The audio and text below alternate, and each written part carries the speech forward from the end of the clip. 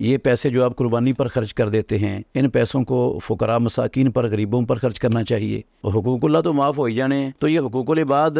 ان کو زیادہ اہمیت دینی چاہیے، اس لیے قربانیاں چھوڑیں اور یہ اس طرح کے کام کریں، رفاہ عامہ کے اور خدمت خلق کے۔ اس دور میں ہمارے معاشرے میں بہت سے کلمہ پڑھنے والے، اپنے آپ کو مسلمان کہلانے والے، وہ مسلمانوں کو قربانی کے حوالے سے پریشان کرتے رہتے ہیں اور ان کی حوصلہ شکنی کرتے ہیں قربانی کرنے والوں کی، یہ کہہ کر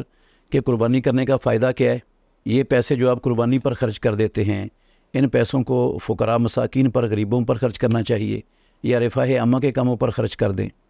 تو یہ حقوق اللہ تو معاف ہو ہی جانے ہیں، تو یہ حقوق العباد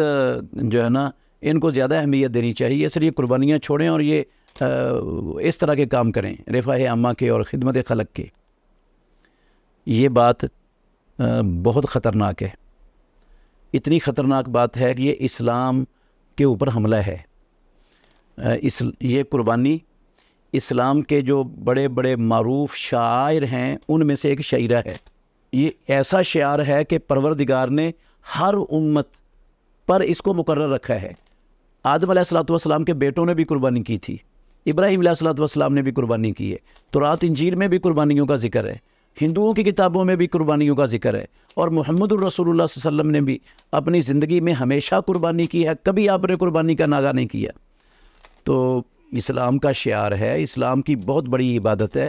تو یہ عبادت کے حوالے سے جس کو رب العالمین نے ہر امت پر مقرر کیا ہے، اس کے بارے میں کہنا کہ یہ پیسوں کا ضیاع ہے، اور اس سے بہتر اور افضل ہے کہ یہ حقوق العباد پر خرچ ہوتے، ان کو ترجیح دی جاتی۔ اس کا مطلب ہے سب سے پہلے نعوذ باللہ یہ جو پروردگار نے ہر امت پر مقرر کیا ہے نا، اس نے غلط کیا ہے، یہ رب العالمین پر اعتراض ہے۔ اور دوسرا محمد الرسول اللہ صلی اللہ علیہ وسلم پر بھی اعتراض ہے کہ آپ صلی اللہ علیہ وسلم جو قربانیاں کرتے رہے، یقیناً آپ کی زندگی میں مسلمانوں کے اور آپ کے معاشی حالات بہت کمزور تھے، حد سے زیادہ کمزور تھے۔ وہاں لوگوں کے پاس رہنے کے لیے گھر نہیں تھا، پہننے کے لیے کپڑے نہیں تھے، کھانے کے لیے کئی دن راشن نہیں ہوتا تھا۔ خود امام الانبیاء محمد رسول اللہ صلی اللہ علیہ وسلم کے گھروں میں 2 مہینے مسلسل چولہا جلانے کی نوبت نہیں آتی تھی، پانی اور کھجوروں پر گزارا ہوتا تھا۔ تو ان حالات میں بھی محمد رسول اللہ صلی اللہ علیہ وسلم ہر سال 2 مینڈے قربان کرتے تھے۔ ایک سال سفر میں پیارے پیغمبر نے 7 اونٹ قربان کیے، حجۃ الوداع کے موقع پر 100 اونٹوں کی قربانی کی ہے محمد الرسول اللہ صلی اللہ علیہ وسلم نے ان حالات میں۔ تو رسول اللہ صلی اللہ علیہ وسلم نے تو یہ نہیں سوچا کہ معاشرے میں لوگوں کے پاس رہنے کے لیے گھر نہیں ہے، پہننے کے لیے لباس نہیں ہے، کھانے کے لیے راشن نہیں ہے، چولہے ہمارے نہیں جلتے، تو ہم یہ قربانی کر کے پیسے کیوں ضائع کریں۔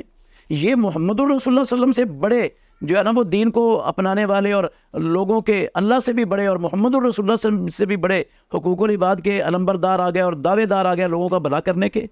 حقیقت میں یہ لوگ اسلام پر حملہ آور ہیں، اسلام کے دشمن ہیں، اسلام کا لبادہ اڑا ہوا ہے، اور ان بیچاروں کو اسلام کا شعور اور سمجھ ہی نہیں ہے، اور اس وجہ سے یہ لوگ اس طرح کی جو ہے نا وہ بےہودہ اور لغو باتیں چھوڑتے رہتے ہیں۔ یہ صرف قربانی کے بارے میں بھی نہیں کرتے، قربانی کے بارے میں نہیں کرتے، یہ حج کے بارے میں بھی ایسی بکواس کرتے ہیں۔ وہ کہتے ہیں حج پر ہر سال اربوں خربوں لوگ جو ہے نا برباد کر دیتے ہیں، یہ اربوں خربوں سے لوگوں کی جو ہے نا لاکھوں بیٹیوں کی شادیاں ہو سکتی ہیں۔ بھئی شادیاں ہو سکتی ہیں اور لوگوں غریب مسکین ہیں، تو اللہ نے جن کو اموال دیے ہیں وہ قربانی کے علاوہ خرچ کریں ان پر۔ زکوٰۃ اللہ نے اسی لیے رکھی ہے، زکوٰۃ ادا نہیں کرتے، جو اللہ رب العالمین نے فرض کیا ہے، محمد الرسول اللہ نے اس کا نصاب مقرر کیا ہے، وہ دیتے نہیں ہیں، اور فضول شیطانی کاموں میں لا یعنی اعمال میں بے پناہ دولت بہا دیتے ہیں۔ اور جب عبادت کا موقع آتا ہے، اسلام کے شعائر میں سے کسی شعار کو ادا کرنے کا موقع آتا ہے، تو پھر ان کی زبانیں جو ہے نا وہ چلنا شروع ہو جاتی ہیں۔ جب یہ یہودیوں عیسائیوں کے کلچروں پر کھربوں روپے برباد کر دیتے ہیں، ان کی تہذیبوں پر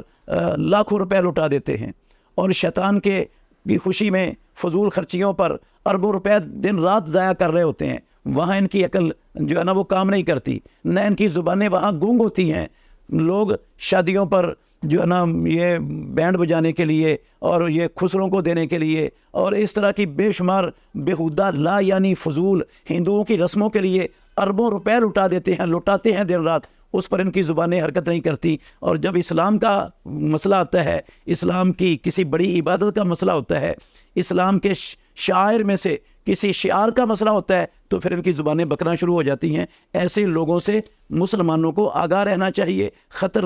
ان کی جو ہے نا وہ شکنجے میں آنے سے اپنے آپ کو اور اپنے معاشرے کے لوگوں کو بچانے کے لیے ہر فرد کو اپنا کردار ادا کرنا چاہیے۔ یہ لوگ نہ تو رب العالمین سے زیادہ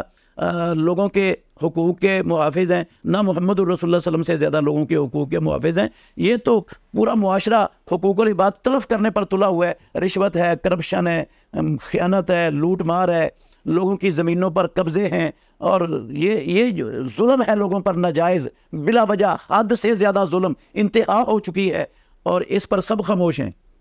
اس پر سب خاموش ہیں، کوئی بولنے والا نہیں۔ ملاوٹ کی انتہا ہے ہمارے معاشرے میں، کم تولنے کی انتہا ہے ہمارے معاشرے میں، ہر کام کے اندر خیانت اور فراڈ عروج پر ہے، وہاں پر ان کی زبانیں گونگ ہیں۔ جب اسلام کا مسئلہ ہوتا ہے، اسلام کی کسی بڑی عبادت کا موقع آتا ہے، اسلام کے شاعر میں سے کسی شعار کی بات ہوتی ہے تو پھر یہ بکنا شروع ہو جاتے ہیں۔ حقیقت میں یہ لوگ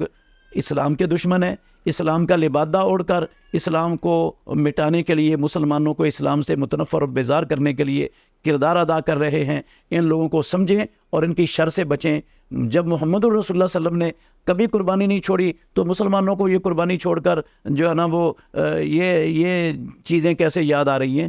مسلمان بھی، اور پھر وہ اللہ کے نبی کی سنت کو پسے پش ڈالے اور اپنے خیال میں وہ سمجھے کہ میں بڑا محمد الرسول اللہ سے لوگوں کا ہمدرد اور خیر خواہ بن چکا ہوں۔